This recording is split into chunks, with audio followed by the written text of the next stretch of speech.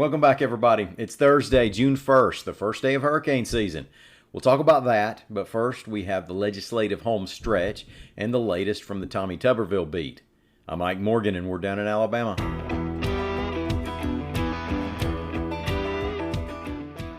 Well, we're about down to the wire with the 2023 Alabama legislative session. A maximum of 2 days are left, and a couple of much-discussed tax bills advanced in a state Senate committee yesterday, but were changed enough so that they'll have to make another run through the House. The Alabama Daily News reported that the Senate Finance and Taxation Education Committee approved a plan that would gradually reduce the state sales tax on groceries from 4% to 2%, and a plan that would eliminate the 5% income tax on overtime hours. Both those were amended, the first regarding a revenue requirement for the grocery cuts to take place, and the other capping the overtime tax break. Now, what we're seeing here is the Senate tapping the brakes a little on the tax cut frenzy the state's been in with the extra revenue it's been seeing. Last Thursday, lawmakers worked past midnight to pass an $11.6 billion education budget and a $3 billion general fund budget. Both of those at least a 6% increase. Keep up with legislative news as the session winds down at al.com/politics. Tommy Tuberville did not win a Senate election to just disappear between cycles. He's made his voice heard, and he's managed to keep his name in headlines, sometimes for better or worse, politically speaking. A couple of the latest stories from the Tuberville beat include: Politico reported that the senator from Alabama's National Security Advisor has stepped down. Reportedly, the move stems from Tuberville's putting a hold on hundreds of senior military promotions to try to force the Pentagon to end its policy of reimbursing travel costs and providing leave for service members who want to have abortions. The hold even includes President Biden's nominee for chair of the Joint Chiefs of Staff. The move has been met with disagreement even within the Republican Party. It's not a move that came with Senate Minority Leader Mitch McConnell's support. Last week, the Washington Post published a story that had Tuberville advisor Morgan Murphy taking credit as the force behind the policy to block the nominations. Murphy's a Birmingham native and a 24-year Navy veteran. Politico reported that he said Tuberville was bothered by the piece and that the Post had overstated his role. Murphy was quoted by Politico: "He is the boss and calls the shots and always has. was, at the end of the day, a staffer. I didn't take kindly to a perception otherwise." End quote. Now, one more Tuberville item. Recently, the senator's brother, Charles Tuberville, announced on social media he's distancing himself from his brother's, quote, ignorant and hateful rants. Tuberville, remember, faced criticism after an answer he gave regarding white supremacists in the military, and later his criticism of inner-city teachers, saying he didn't know whether they can read or write. His brother's a musician in Oklahoma. He said, quote, "I do not agree with any of the vile rhetoric coming out of his mouth. Please don't confuse my brother with me," end quote. So for anybody who's been closely associating the two or even confusing Charles Tuberville with Tommy Tuberville, knock it off.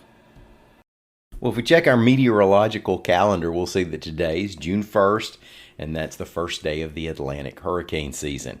We have weather reporter Lee Morgan here to talk a little bit about what the experts are expecting out of the season and what might be out there right now. Lee, are you ready for this or what?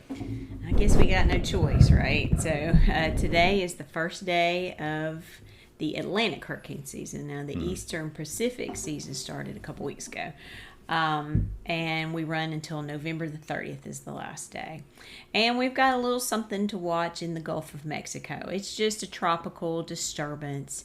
It has a low chance, as of this recording, of becoming a tropical depression or a tropical storm. And it's not really going to affect Alabama. The main thing for Alabama is that it's going to raise the risk of rip currents along the Alabama and northwest Florida coastline to high. So that's all day today and through the day on Friday. So pay attention to the flags at the beaches. Yeah, because you don't realize this, but rip currents kill more people in the forecast area of the National Weather Service in Mobile than hurricanes, tornadoes, flooding, all that combined. So rip currents are the real killer, and you got to be careful of them. And, you know, on days when it's pretty, it's hard to recognize the danger. But be on the lookout for that today along the coast. Kills more than sharks and bad oysters and all the other things we fear at the coast, right? Yeah, I guess so. But this is just a disturbance. It's supposed to move toward the Florida Peninsula, bring a lot of rain, could bring increased rain chances to parts of Alabama. So it's something to watch, but nothing to worry about at this point. Well, what kind of summer are we looking at having? Well, as far as hurricanes go, NOAA released its hurricane outlook like they do every year. It came out last week, and they're predicting a near average season, which is going to seem slow compared to the past few years, right?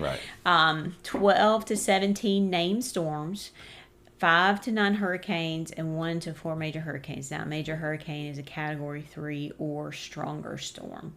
So we're looking at a near average season. And what does that mean? Does it mean Alabama's going to get hit by a hurricane? I don't know. Nobody knows, right? Mm-hmm. So it's just going to depend on, the small scale weather patterns at the time. So we'll just have to wait and see. Right. And that near average is kind of elevated for an El Nino year, right? Yeah, there's a couple of things that are offsetting El Nino. They're pretty sure El Nino is going to develop over the summer. And the way we really can feel the effects of El Nino is in the hurricane season. Typically, El Ninos reduce the number of storms because it just makes it a more hostile environment for hurricanes to form. But this year, the parts of the Atlantic are a lot warmer, the sea surface temperatures, than they usually are, and they're expecting the West African monsoon to be more active. So you remember those storms that roll off the west coast of Africa, they call, a lot of times they're called Cape Verde hurricanes that get going there. So we'll just have to keep a lookout for that to see if El Nino can cancel that out, or if they're gonna, balance out. We just don't know. It's just things to watch as the season. But we know typically, knock on wood, June and July are a little bit slower. Things don't pick up till August. So we'll just cross our fingers and hope for the best. Yep. So check your homeowner's insurance and all know where you'll go if there's a hurricane coming to your front door. And I like your favorite thing to say, which is it can be a slow year, but if one Category 3 is coming through your neighborhood, it's not a slow year at all. Right. Well, I talked to the National Weather Service, Jason Beeman, who runs the Weather Service in Mobile, and he pointed out that Hurricane Danny in 1997, which was another El Nino year with a very strong El Nino. And Danny was the only hurricane in the Gulf that year, but it happened to stall out over Mobile Bay and produce historic flooding in that area. So, Can you believe that's been 26 years ago? No. I mean, and I know this because I saw the big 25th for Hurricane George. I think in 25 years, I'm not sure I got the right to say that right. Hurricane George, which actually struck Biloxi, I think, is where it went in. I think so. I was in South Florida at the time, but I think it went around that way. I was in Tallahassee working at the newspaper there, and we had to do the Biloxi Sun Herald from our offices, so that's why it sticks out in my mind. I guess it would. Well, Lee, I really appreciate it. Ever since John Hope passed away, you're my go-to for hurricane information. You're in big trouble then. I really appreciate it. No problem. All right, thanks. And thanks, everybody, for listening. We'll be back here again tomorrow. Until then, come on by and see us on the World Wide Web at al.com.